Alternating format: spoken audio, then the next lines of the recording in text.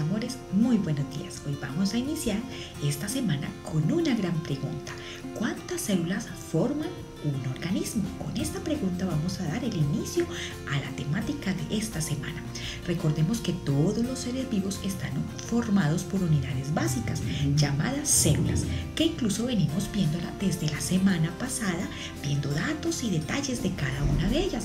Pero esta es una de las grandes revelaciones de la biología. Aunque puede tomarse como algo sin importancia, en realidad es un conocimiento que sirve para agrupar la enorme diversidad de la vida. Pero ¿cuántas células hay en cada organismo? Esta es una de las pistas básicas que nos van a ayudar para darle el nombre a los organismos que observamos a diario en nuestro entorno. Pero antes de iniciar, quiero mostrarles el instrumento que nos va a ayudar a observar y a ver con detalle estos seres vivos que se dividen en diferentes células dependiendo si posee una o millones de células. Los invito a que observemos el microscopio de barrido. ¿En qué consiste? Miremoslo ahí en nuestra imagen. Ese es un microscopio electrónico de barrido. Aquí nos ayuda a tomar microfotografías para observar diferentes tipos de células. Muchas veces nosotros nos preguntamos, me gustaría ver algunos tipos de células. Pues bueno, hoy vamos a aprender algunas de ellas. Miremos esta imagen. Aquí podemos observar en esta imagen unas células sanguíneas. Las que vemos de color rojo son los de glóbulos rojos, las azules son los glóbulos blancos y las de color amarillo son las plaquetas. Así es como toma un microscopio de barrido una fotografía de células de la sangre. Aquí tenemos otra célula. Esta es una célula reproductiva que es un espermatozoide. En esta imagen podemos ver el tejido óseo, o sea, con el que forman las células óseas, las que nos dan soporte y estructura a nuestro cuerpo. Esta es la fotografía que puede tomar. Y por último, bueno, tenemos estas células. Aquí no adivinan de qué es de todas esas formas y colores, pues eso se refiere a polen. Son diferentes figuras y formas que poseen nuestras flores, que son el polen. Recuerden que es la célula reproductora de las plantas y es la parte masculina de las plantas, lo que es el polen. Esto es un hermoso oso de agua que es microscópico y que vive en lugares extremos como aguas termales, o sea, agua muy caliente. Y con este microscopio, tomando una gota de agua termal, podemos observar estos osos de agua. También podemos ver con mayor detenimiento los ojos de la mosca. Si te dan cuenta, esta fotografía alcanza a verse en esos pelitos que componen y protegen a las moscas y le ayudan a convertirse en células sensoriales para identificar ellos hacia dónde se dirigen. Hermosas estas imágenes, ¿cierto? Muy bien, gracias al microscopio podemos clasificar también nuestros seres vivos y observarlos muchísimo más y tener mejores características de ellos. Ahora, ¿cómo se clasifican los seres vivos según la cantidad de células? Tenemos tres principalmente. Son los seres unicelulares, los seres multicelulares y los seres pluricelulares. Los invito a que hagamos un recorrido para ver las diferentes características de cada uno de ellos.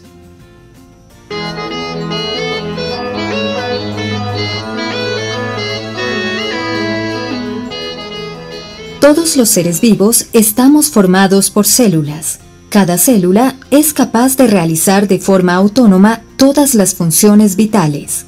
Las plantas y los animales son seres vivos pluricelulares. ¿Qué quiere decir esto? Que somos organismos formados por millones de células diferentes que se organizan y forman estructuras como tejidos y órganos. Sin embargo, observa los microorganismos que pueden haber en una gota de agua de una charca. Algunos, como este organismo que está formado por unas 1000 células, son multicelulares, pero otros, como este paramecio, están formados por una sola célula. Es decir, son seres vivos unicelulares. La célula conforma a todo el individuo y, en ella, tienen lugar las funciones de nutrición, reproducción y relación. Los organismos unicelulares son aquellos que están formados por una sola célula y que realizan las funciones vitales, y aunque no las podamos ver, están por todas partes. Estos seres vivos se alimentan, respiran y se reproducen. También se relacionan con el ambiente. Al ser microscópicos, su estudio es reciente, pues empezó con la fabricación de los primeros instrumentos para verlo, así como ya lo vimos en la explicación anterior. Gracias al microscopio vamos a poder observar quiénes son unicelulares.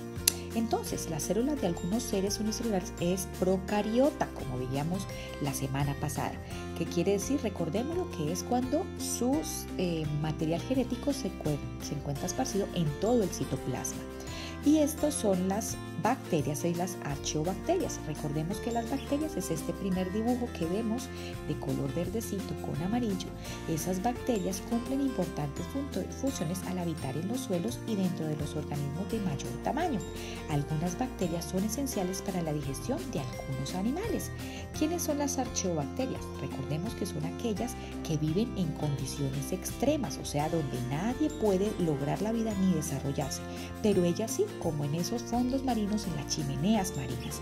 Otros organismos unicelulares que nosotros podemos encontrar, pero en este caso son eucariotas. Recordemos que las eucariotas quiere decir que tienen núcleo definido como una célula vegetal o una célula animal.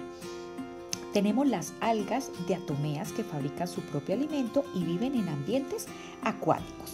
Las amebas, que son parásitos que habitan en el interior de las células de otros seres vivos y los perjudican. Y las levaduras, que son hongos microscópicos que se usan en la preparación de la cerveza y el pan.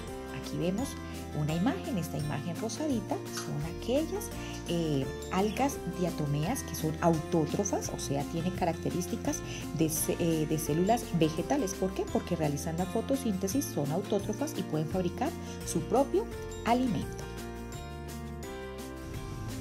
Seres multicelulares. Aquí es donde quiero que tengamos muy en cuenta porque nos podemos confundir los seres multicelulares con los pluricelulares. Vamos a prestar mucha atención.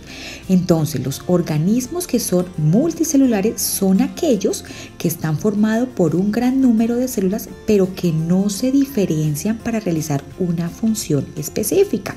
¿Qué quiere decir? En pocas palabras, es cuando se unen varias células, pero forman relaciones o forman asociaciones para poder sobrevivir y responder al ambiente.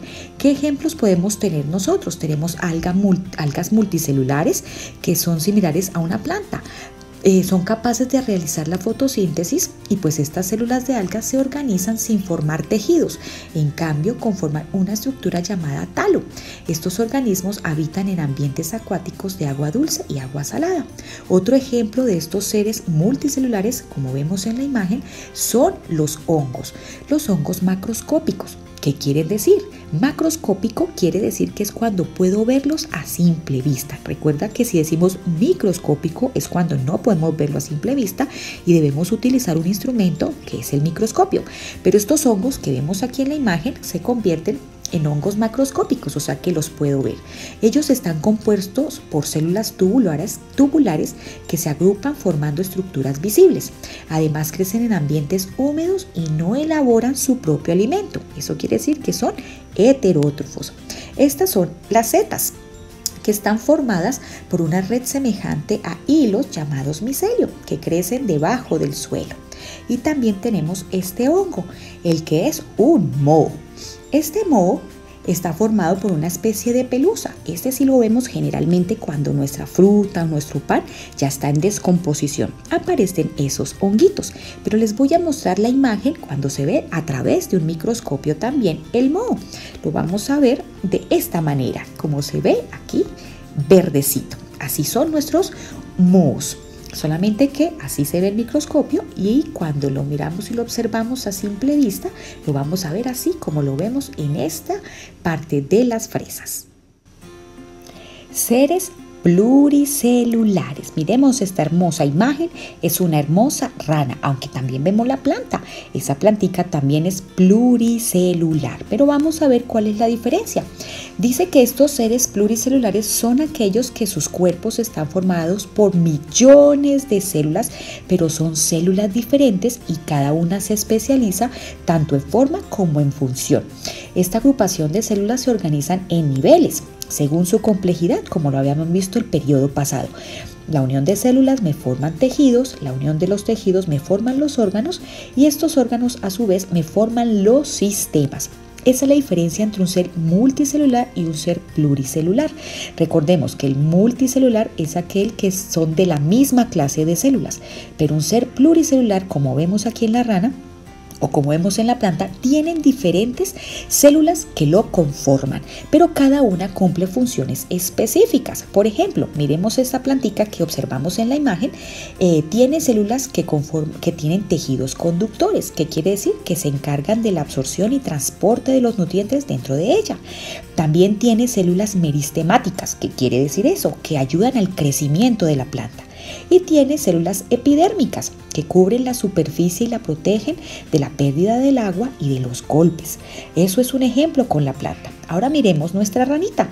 Por otro lado, esta rana también posee muchos tipos de células. Por ejemplo, las que transportan en la sangre, que tenemos los glóbulos blancos, que son los que están encargados de defendernos de agentes extraños cuando entran al cuerpo.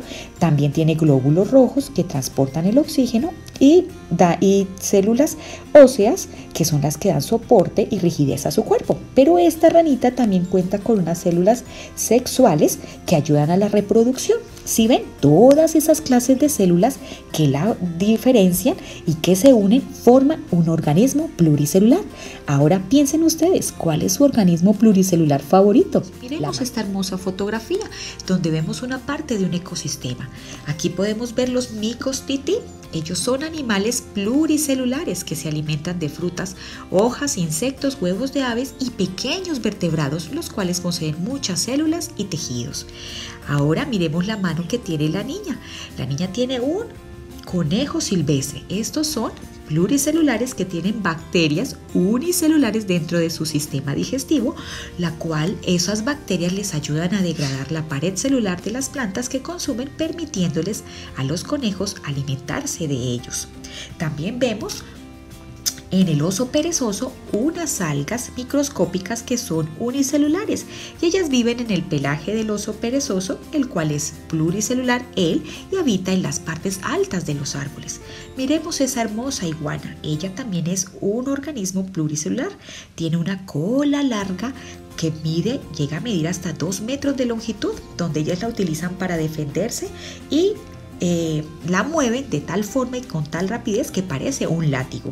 Miremos los hongos, ellos son multicelulares y se alimentan de esas hojas, esos árboles caídos gigantescos que caen al suelo y están en proceso de descomposición.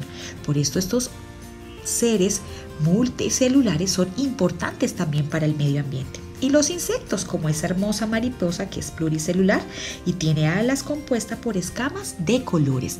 Esta es una imagen donde hay un ecosistema y donde, dependiendo la cantidad de células, se clasifican ellos, pero todos entre todos conforman un hermoso paisaje y entre ellos se pueden relacionar y convivir y todos cumplen funciones específicas y son muy importantes, desde una bacteria, como vimos, que le ayuda en el tracto digestivo del conejo, hasta un hongo multicelular, que ayuda a descomponer hojas y troncos que se caen, como organismos pluricelulares, como esos micos, esa iguana, esa mariposa.